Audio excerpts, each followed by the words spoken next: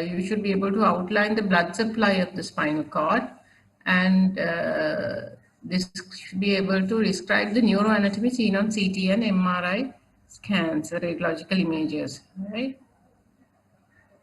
Okay, so the spinal cord. Before we start talking about the cross-section of the spinal cord, just let's take a broad overview of the spinal cord. The spinal cord is housed in the vertebral column in the spinal canal or the vertebral canal, and in the adult it reaches up to the lower border of the first lumbar vertebra. But in the fetus, the spinal cord occupies the entire length of the vertebral canal. By birth, it is seen up to the third level of the third lumbar vertebra. Now, this is applied when you do procedures, especially procedures like lumbar puncture in neonates. We'll first, as I said, have a very brief kind of overview about the gross appearance of the spinal cord and then talk about the internal structure.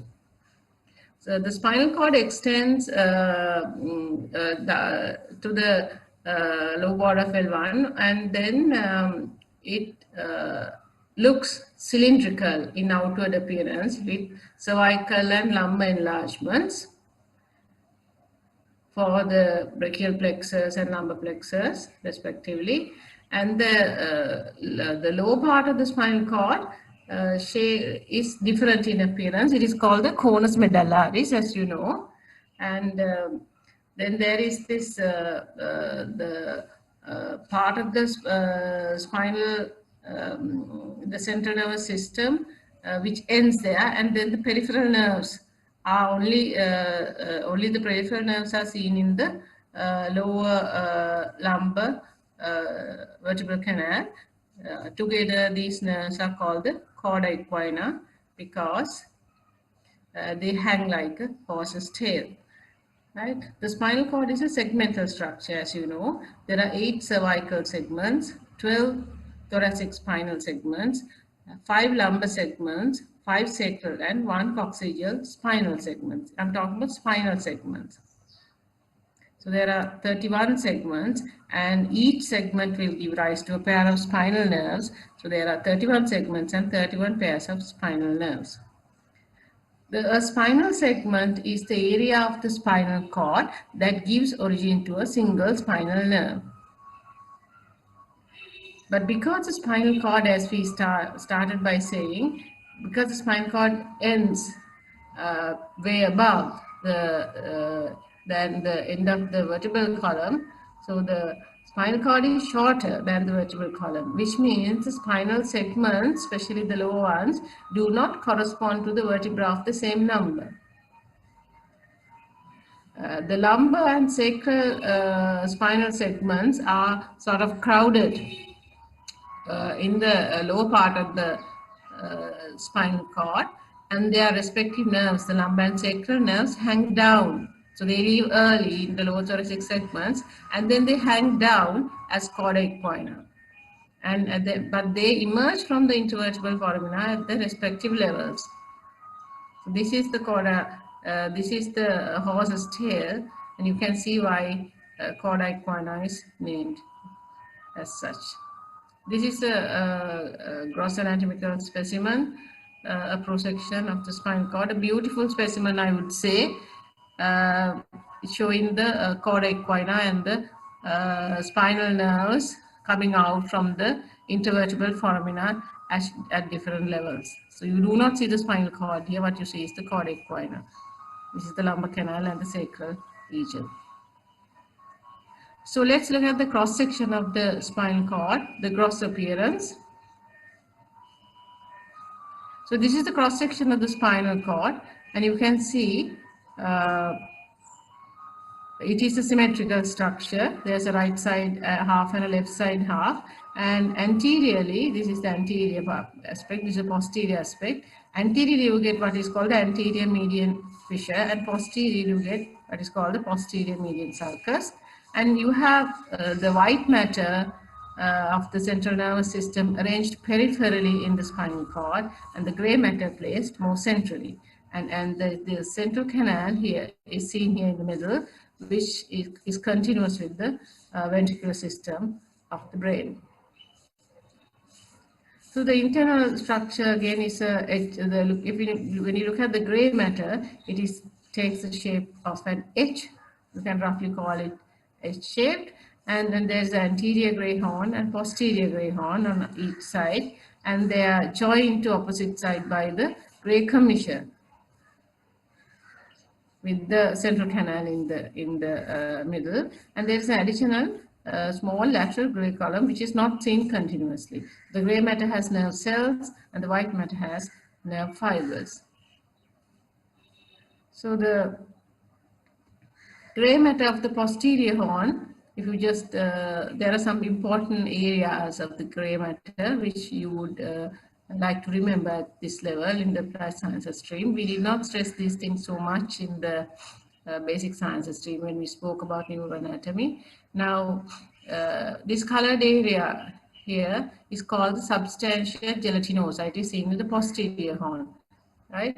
And it contains Golgi type 2 cells, and it is important for pain, temperature, and touch sensation of the spinal thalamic tract. Now, these are cell bodies, okay? Right. Then the orange colored area, as you know, is called the nucleus proprius, and it is important for proprioception, vibration, and the dorsal columns. And then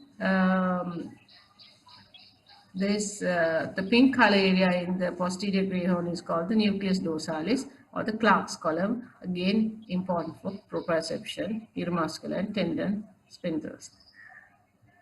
Okay, now let's look at the gray matter of the anterior horn. I'll give you a few seconds to kind of recall the gray matter of the anterior horn because it's very important.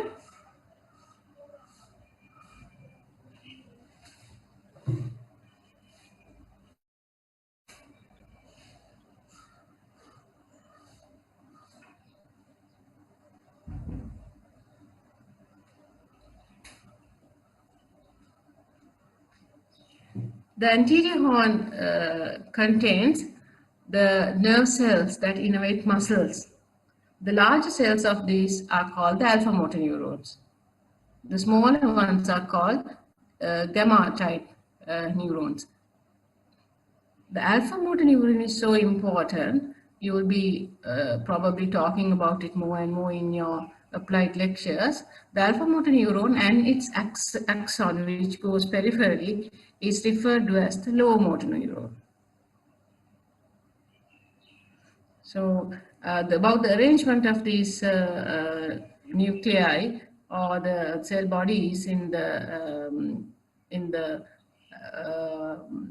anterior horn, there is a very structured arrangement. Now, most medially, you get the nerves that are responsible for innervation of the skeletal muscles of the neck and trunk.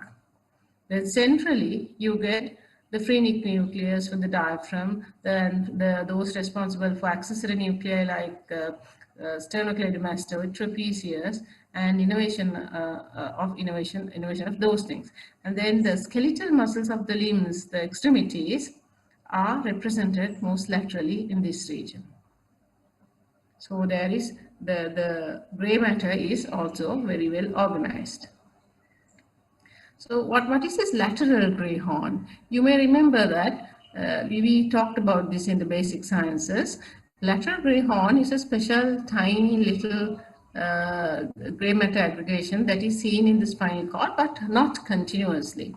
We get one column here from about the level of C8 to T1 and then to L2, L3 segments.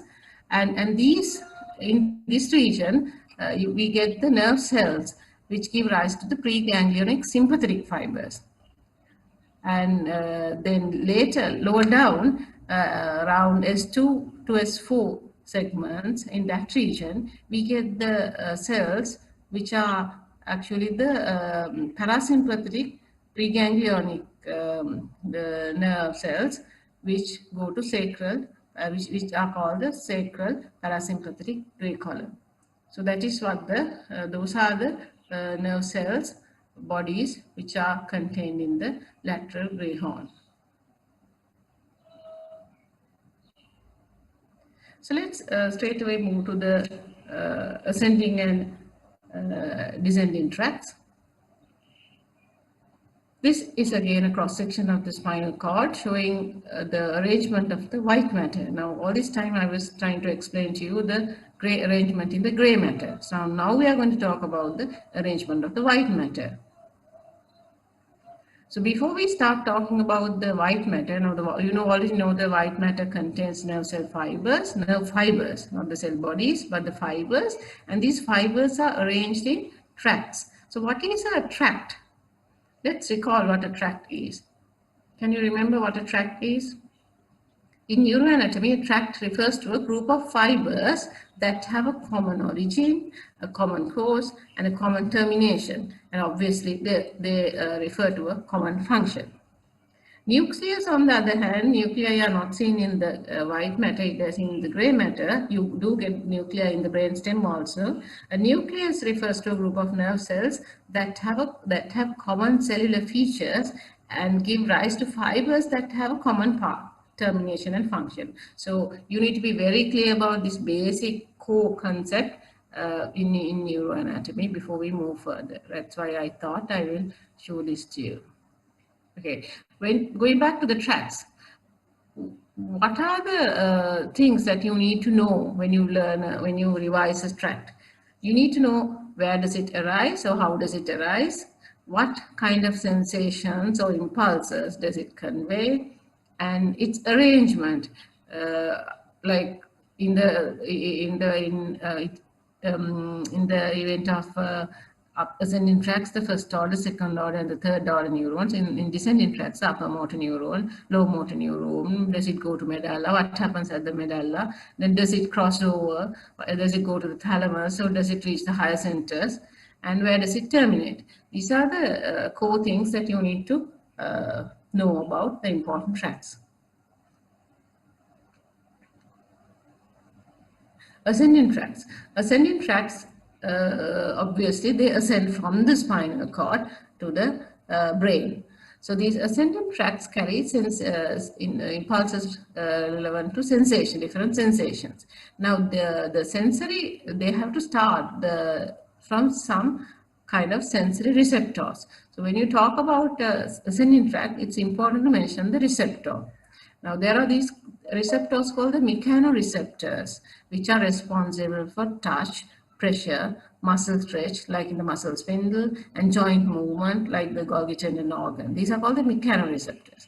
Then there are what are the receptors for pain? Pain receptors are found in the free nerve endings.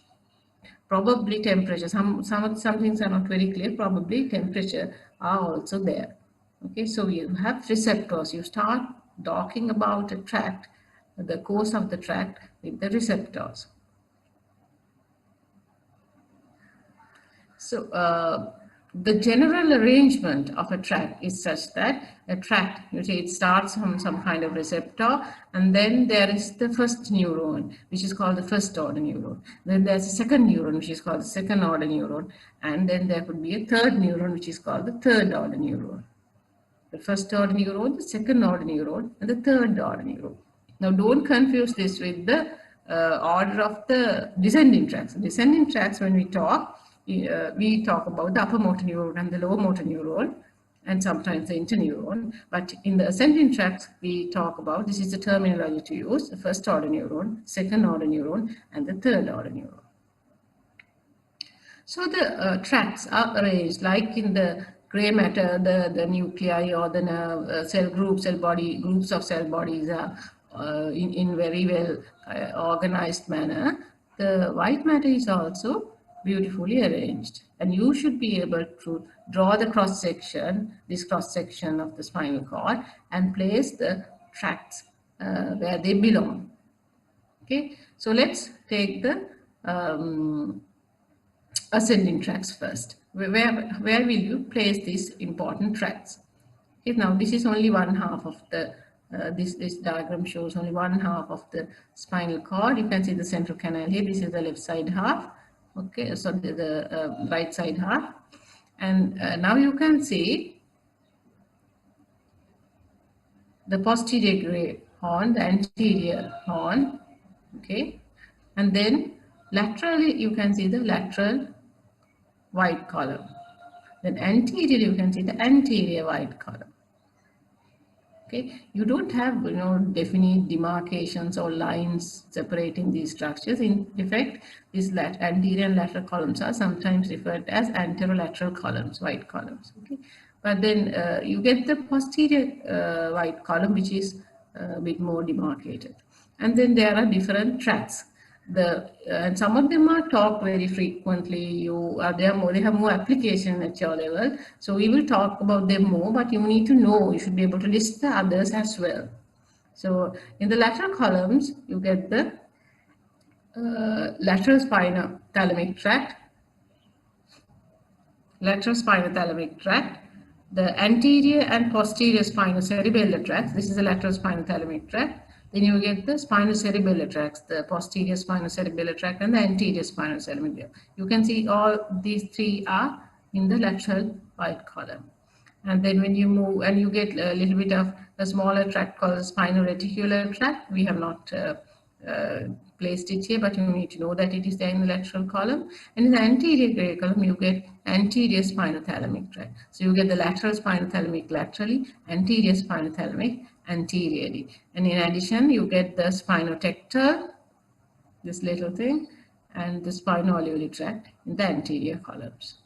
Posterior columns, I'm sure all of you will remember, contains fasciculus gracilis and fasciculus cuneatus. Gracilis is medial and cuneatus is lateral.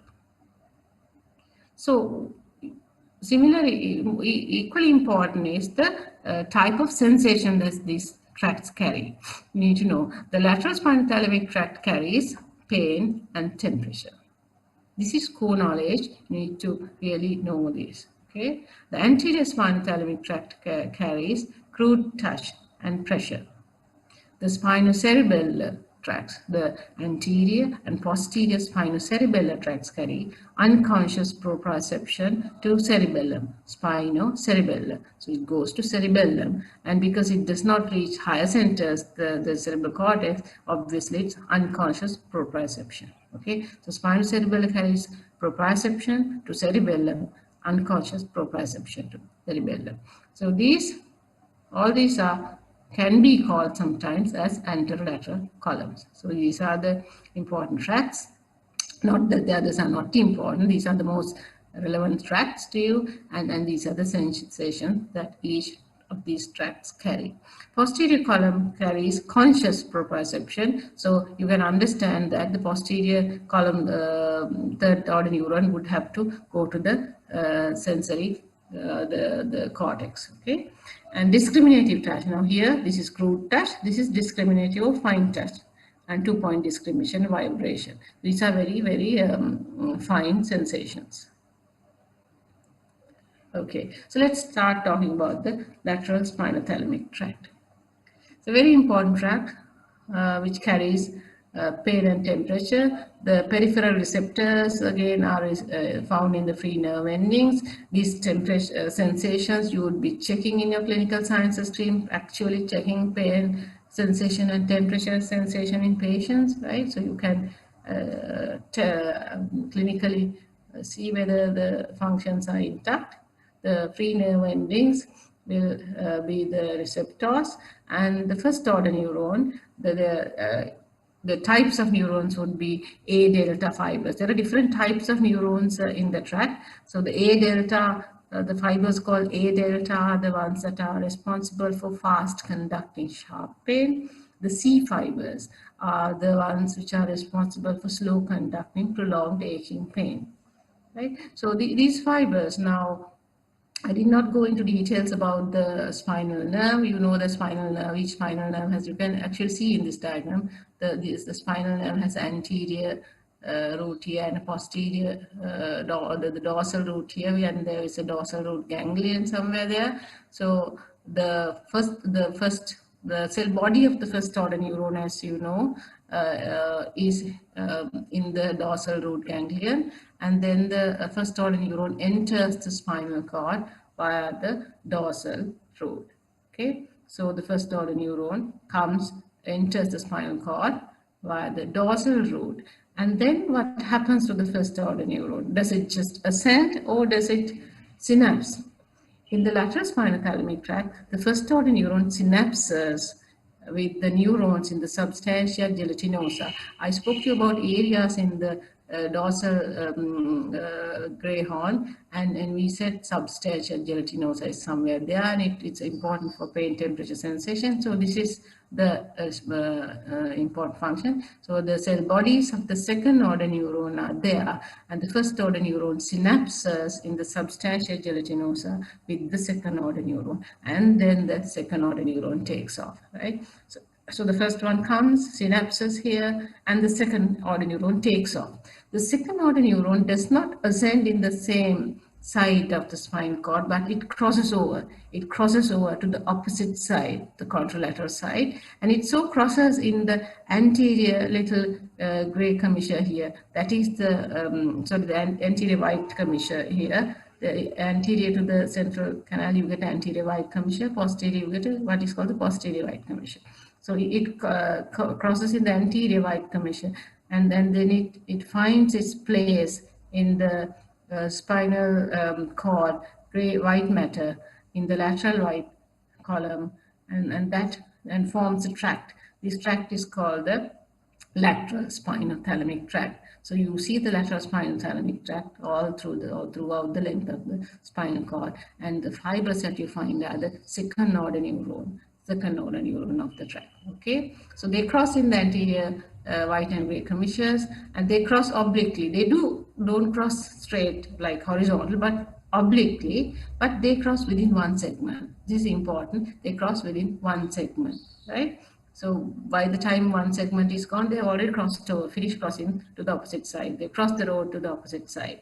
And then they go to the brainstem, and they get a new name called the spinal meniscus. But still the second order neuron. It ascends in the brainstem, and it ascends, it goes up, right? In a different name, but still more or less same. Right? It goes up, it ascends.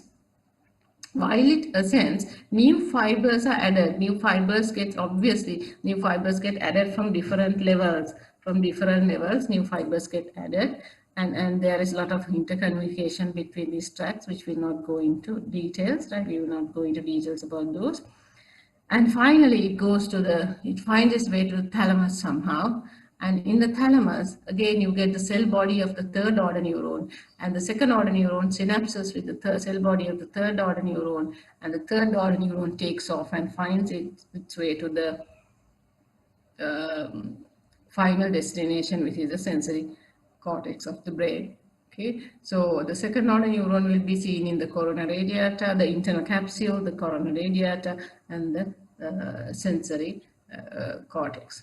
Okay, so what happens in thalamus, actually, when the synapse, by the time the fibers reach thalamus, crude pain and temperature, a dull kind of poorly localized dull kind of pain and temperature sensation is already given to the individual, and emotional reactions are initiated, but interpretation of details and localizing conscious pain comes once the third order neuron reaches the postcentral guide of the cerebral cortex. So I've given a detailed account on lateral spinal thalamic tract. Okay, and in the sensory cortex, already you have done the motor and the sensory homunculus, and the representation of different areas of the body is also structured, and it is pre-planned, and it is not uniform. Some of the areas have more sensory kind of mapping than the others, which have less, other areas of the body which are less well represented. The hands and the face, the tongue, lips have a larger representation. And going back, you can see the medial aspect of the sensory cortex are represented for leg and lower part of the body, where the lateral parts are for represented for the face and so on. Okay.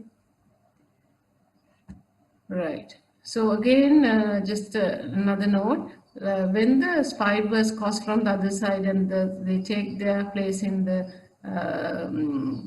lateral spinal thalamic tract, and all similarly in all other tracts also, there is a segmental, a very organized arrangement of these fibers. They don't just go and sit wherever they like. They go to the very back seat and sit there. The next level comes, the next level comes, like that. This goes filling from below upwards.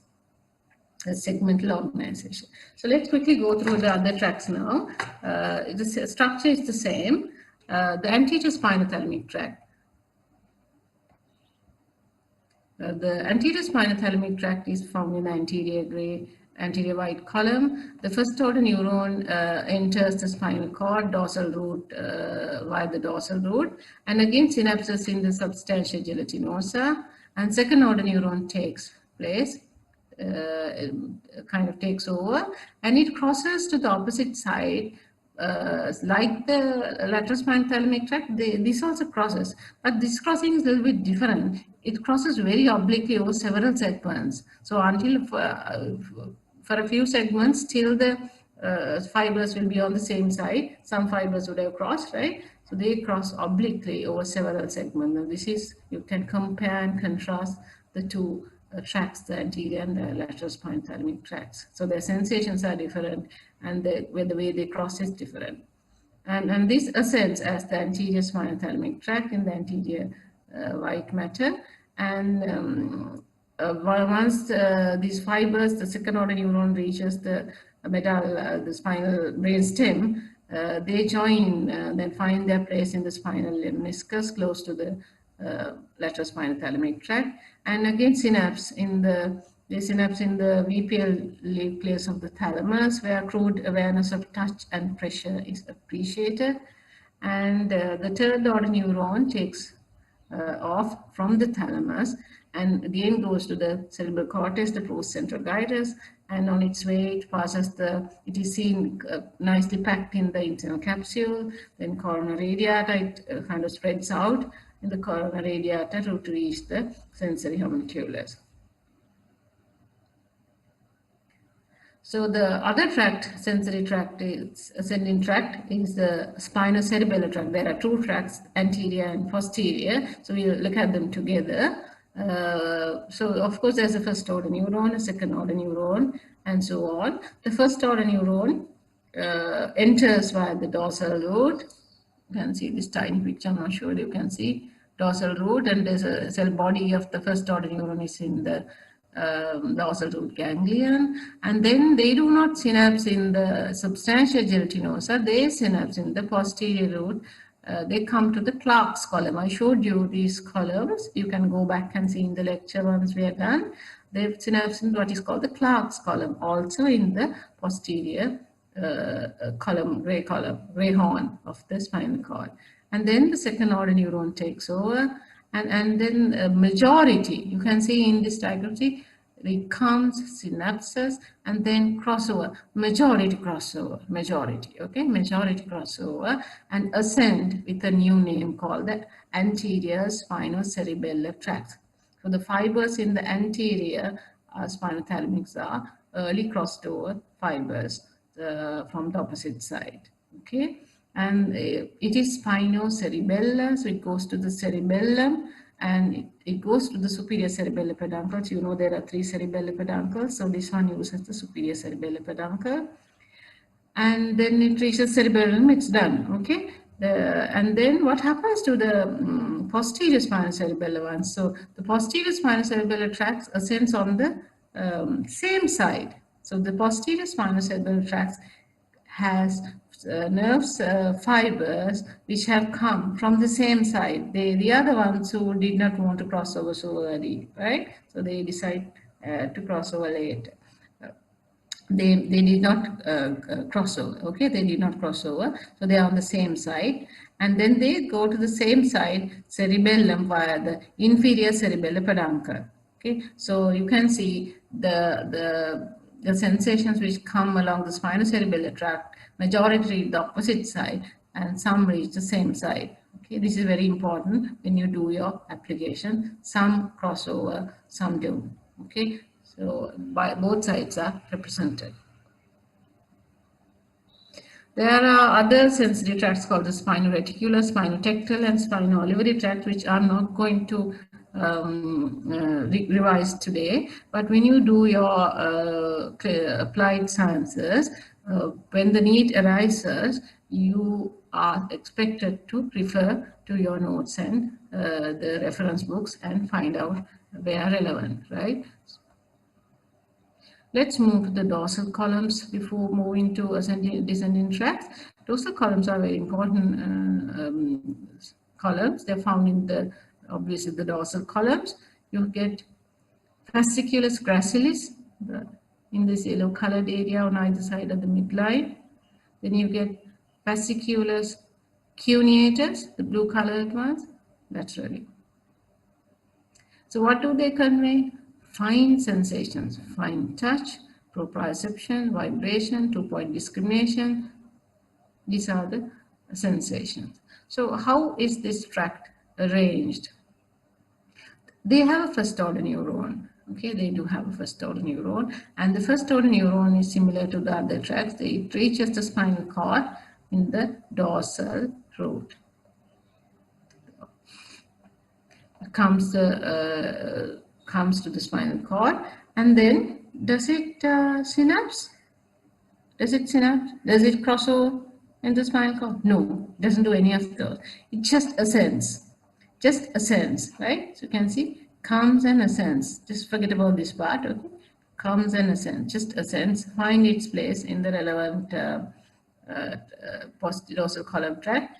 For example, the fibers that come from the very kind of inferior parts of the body, like the sacral, lumbar segments and the lower 6 thoracic segments, they first come, obviously they come first. So they reach the spinal cord first when you start from bottom onwards, below up. They reach the spinal cord first, and then they find their place in the fasciculus gracilis and medially. And later, when the upper 6 thoracic segments join and the cervical ones come, they found their place more laterally in the fasciculus cuneatus. So you know that it's obviously to you that fasciculus gracilis, if you do a cross section of the spinal cord at a very lower level, let's say a lumbar level, you would only see fasciculus gracilis. If you do a cross section of the spinal cord at the cervical level, you see the fibers of the fasciculus cuneatus. Now, this cuneatus is not seen throughout the spinal cord, okay, for obvious reasons. And they do synapse, but not in the spinal cord. They synapse in the medulla oblongata. When you did the cross section of the medulla, you would remember this cross section. These are the pyramids, and you would remember this cross section, this nuclei. Okay, the nucleus cuneatus, the nucleus gracilis. So these ones, these tracts synapse in the relevant nuclei in the medulla. So what happens after that?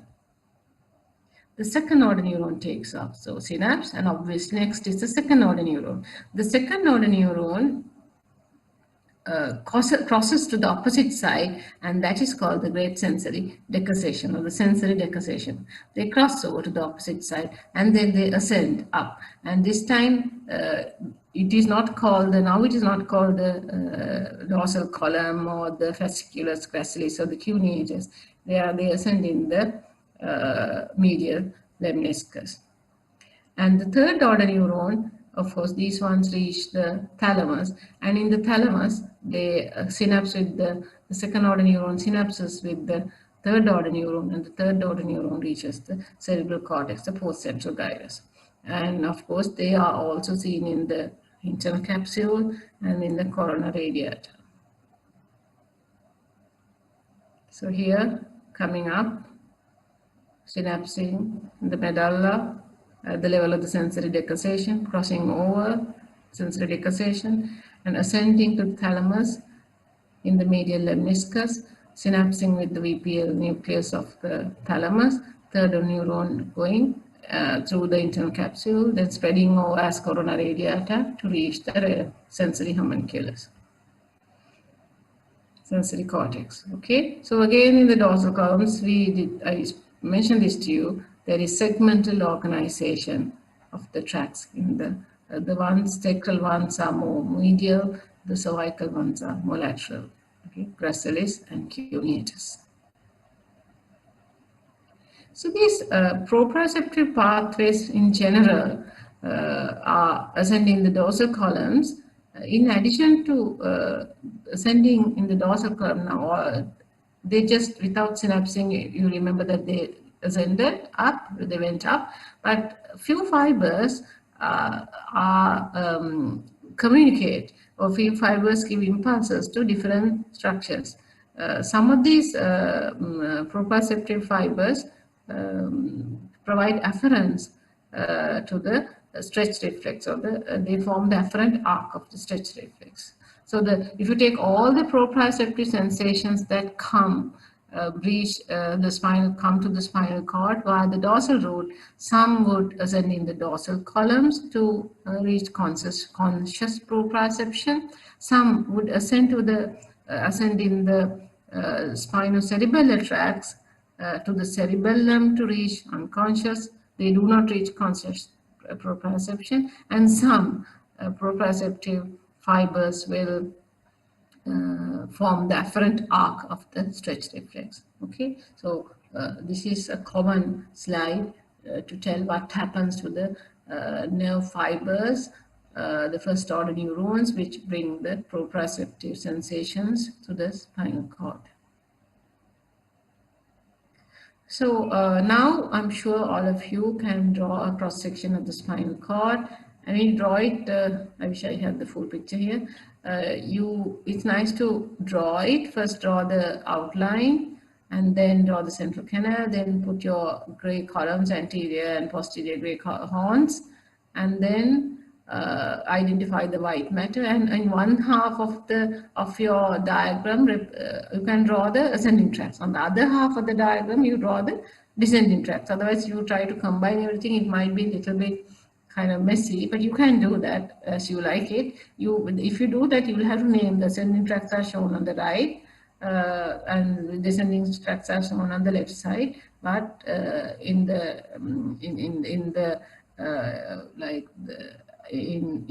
anatomically, they are seen on both sides. Okay, like that. So this is a half of the cross section showing the ascending tracts. So let's move on to the descending tracts. The arrangement of the descending tract is so important. You need to now, I'll just mention a little thing that when you were in the basic sciences stream, when you learn, this is where you learn your neuroanatomy first. Some of the books that you read would have said that descending tracts have a first order neuron, a second order neuron which is called the interneuron, and a third order neuron which is called the lower motor neuron. I think it's good to let that terminology let go that terminology, and focus yourself in such a way that descending tracts are arranged as a upper motor neuron, interneuron, and a lower motor neuron. Mostly the upper motor neuron and the lower motor neuron.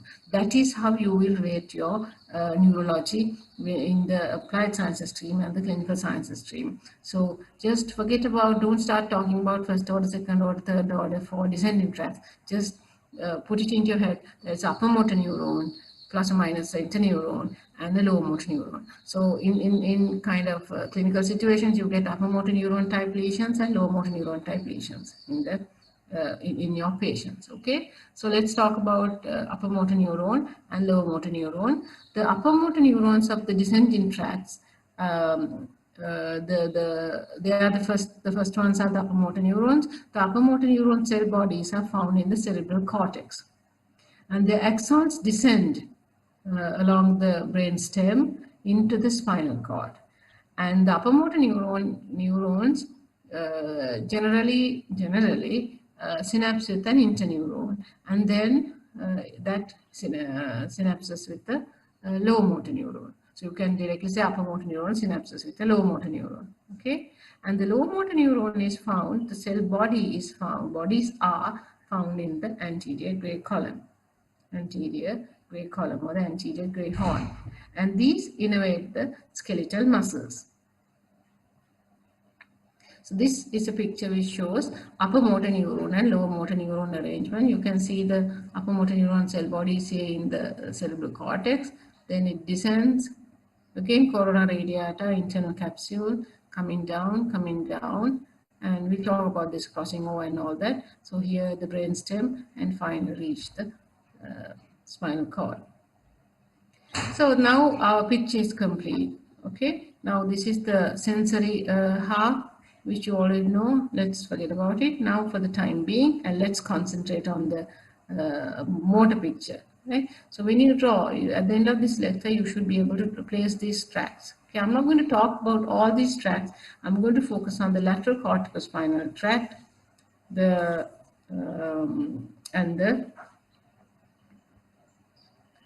and the anterior corticospinal tract, which is this one.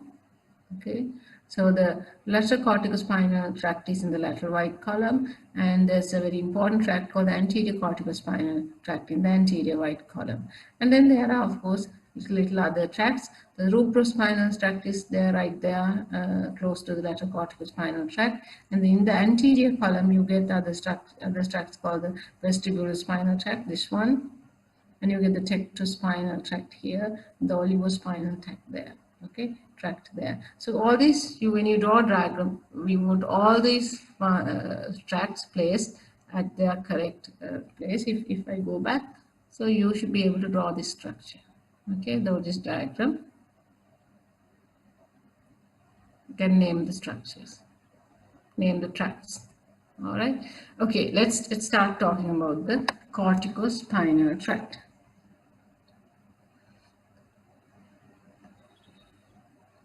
The corticospinal tracts are called the pyramidal tracts. So this is the actually the upper motor neuron, right? Not the first order neuron. So this is how we taught you in the first year. The upper motor neuron has its cell bodies in the cerebral cortex, and these cells are called the pyramidal cells. So the corticospinal tract gets its upper motor neurons from a number of places. If you want to go to details, usually in the first year we just said that it comes from the motor cortex, but there are different motor cortexes. The primary motor cortex, which is area 4, secondary motor cortex area 6, and then you get the parietal lobe, area 1, 2, and 3. Okay, so these are the in the post-central region. These are the pre-central region. Okay, so all these project. All these have cell bodies which project as the upper motor neuron into the corticospinal tract, and all of you should be able to draw this diagram as well. And here again, when they take off, these cell bodies are neurons are arranged in a somatotrophic arrangement, similar to the sensory plan. You have the legs represented more medially and the face represented more laterally on the cerebrum, and the proportions are again different. This time the hands are way bigger than you can see how big the thumb is also, right? Look at the size of the representation of the thumb compared to the representation of the foot. Okay. This is the motor homunculus. Okay, so this is a beautiful picture, isn't it? Can you see? So this is, I suppose, the face and the tongue and thumb. This might be the thumb region if at all. Okay, so anyway, the upper motor neuron takes off, comes in the corona radiata, internal capsule, comes in, goes to the brain, goes through the pons, and comes to the medulla. And at the medulla, they form these ventral elevations called pyramids, which all of you have seen in the first year. So the pyramids contain the upper motor neuron fibers, right? Upper motor neuron fibers. And then most of the upper motor neuron fibers found in the pyramids cross over to the opposite of the contralateral side at the level of the motor decussation. This is called the great motor decussation. So at the level of the motor decussation, the majority of the fibers cross over to the opposite side. Why I said majority is because 10% of the fibers do not cross, but they just descend into the spinal cord. The upper motor neuron fibers descend into the spinal cord, and they find their place in the anterior corticospinal tract. Anterior corticospinal, they reach the anterior corticospinal tract, but also they also cross over before supplying. They also cross over in cervical and upper thoracic segments to the opposite side to join the corticospinal tract, right? And they terminate in the anterior gray column. This diagram shows the elevations made by the upper motor neurons in the ventral aspect of the medulla, and that forms, and they're called pyramids, right? And this is the level of the sensory decussation in the lower medulla. Sorry, the motor decussation in the lower medulla. This is a cross section at the level of the motor decussation, a transverse section. You can see the pyramids here, pyramids, and then they cross over. This is the crossing part, and then they reach the opposite side, and the lateral corticospinal tracts are formed. Okay. So the fibers in the lateral corticospinal tracts, these are the upper motor neurons, and these fibers facilitate alpha and gamma motor neurons that innervates the distal flexor muscles. So the distal muscles, motor neurons, cell bodies are found in the anterior gray horn, and there are different types of cells. Again, this is now the neuroanatomy that we learn at your level is very simplified, but this is a little bit more complex. So there are different types of cells, there are different types of intercommunication between these tracts and nuclei. Okay, so basically you have what is called the alpha and gamma cells. These are the gamma neurons for you. These are the alpha motor neurons for you. The alpha motor neuron and the axon are called together called the lower motor neuron. Okay. So this is the lower motor neuron. The neuron has an axon and a cell body. This is the cell body, and the neuron are called lower motor neuron. So suppose there is some kind of illness that affects this cell body here, then you would end up with, the patient would end up with low motor neuron type of illness, right? And similarly, if this fiber is cut off here, cell body is okay, but this nerve is damaged somewhere here, then again you will have similarly low motor neuron type features, okay?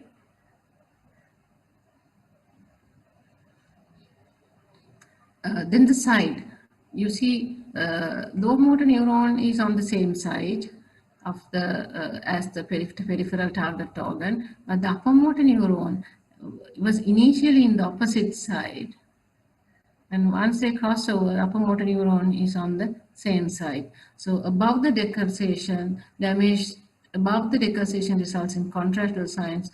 Damage below the decussation results in ipsilateral or same side signs. So this is applied in your clinical neurology, in your neurological science. This is applied. Okay, so you have to if you know the you must know the exactly, you know, how when these things cross over and all that, then you can work it out. It's very interesting to work these lesions out. Then we've got few small tracts. The reticulospinal tract this comes from the reticular formation and facilitates or inhibits motor neurons, voluntary movements, reflex activity. They're all kind of all these are interconnected. I'm not going to go into great details.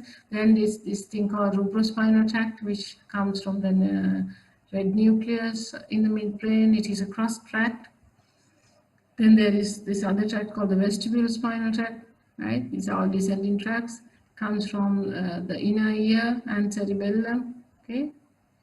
Then there is another tract called the tectospinal tract. It is involved with reflex postural movements in relation to visual stimuli. Okay, so we have about very few minutes left. I'll quickly recap on the blood supply of the spinal cord. The spinal cord needs blood supply, needs good blood supply, which is like the brain. It's supplied by three major arteries. The first one is anterior spinal artery, which runs here in the anterior sulcus here, right? And then there are two posterior spinal arteries which are found posterolaterally on the spinal cord. This is a posterior view of the spinal cord. This is why the anterior spinal artery is in dotted lines. So all these get blood supply initially from the vertebral arteries. These are the two vertebral arteries and the basilar artery. So the two anterior spinal arteries join together to form one anterior spinal artery. But the posterior spinal arteries, they usually come from the posterior inferior or the PICA, posterior inferior cerebellar arteries of the vertebral arteries, and then they descend posterolaterally. But obviously, spinal cord is a long structure. This blood supply which comes from the top is not at all enough to sustain blood supply to the lower levels. So there is an additional mechanism which in the body, these anterior and posterior spinal arteries are reinforced by segmental arteries which are called radicular arteries. In the cervical level, you get radicular arteries coming from deep cervical arteries. In the thoracic level, radicular arteries spring from the intercostal arteries, and in the lumbar levels from the lumbar arteries. And they are all small arteries, tiny hairpin-like arteries, which kind of come and supply anterior and posterior spinal arteries. But there is one prominent artery called artery of Adam-Kiewicz. Artery of Adam-Kiewicz, which is also called arteria radicularis magna. This is an important artery because it is similar to the other segmental radicular arteries, but it is so prominent. It is big, much bigger than the others. Therefore, it supplies a large area. And if there is some kind of damage to it, the patient could end up with a spinal cord infarct. You would have learned about cerebral infarct. Similarly, you can have spinal cord infarcts. Because you see the anterior spinal artery here supplies roughly two-thirds the anterior and lateral aspects of the spinal cord, which includes the anterior white column, the lateral white columns, and then anterior gray horns, all these regions, and it is bilateral supply. So both sides are affected if this artery gets blocked. You can get infarcts. Of this area. Posterior, there's one on each side, and they supply the posterior gray horns and the posterior of the dorsal columns. Venous drainage is by the internal and external venous plexus. Please refer to your notes in the basic sciences stream. These are striking because these have valvulus communications, and it is important for pathologically for spreading of spinal metastasis. Let's see whether we have time. You have another lecture, so I'll just take 2 minutes to look at the recap on the radiology. This is an angiogram with bones in place. The bones have been subtracted, so this is a digitally subtracted angiogram showing the internal carotid artery anterior view, and this is the same artery in its lateral aspect. Now you can see this is the lateral skull, and this is how it goes. And here subtracted image showing this is posterior communicating artery and so on, right?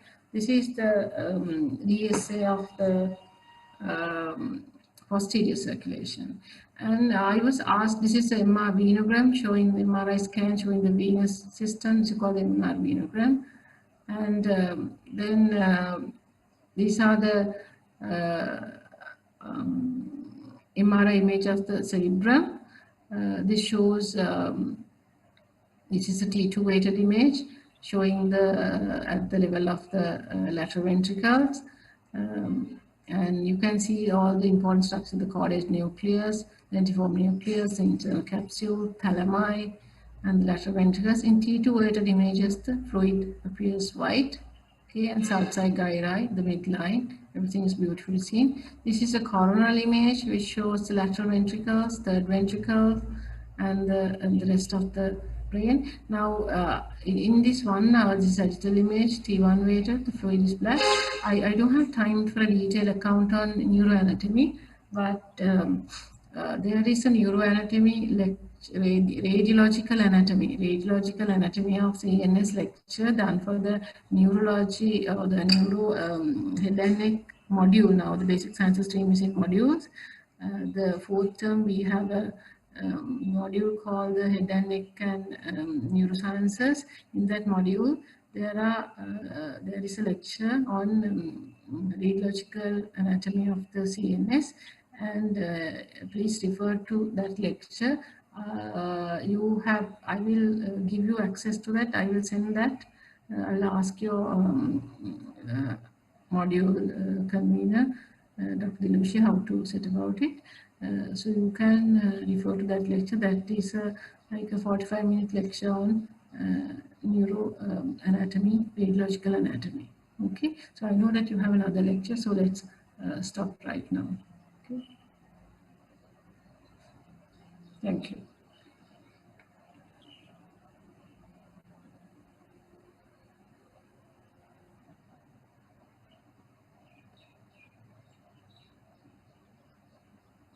Thank you, madam. Thank you, madam. There are some questions. No questions. That's all. Thank you. Okay.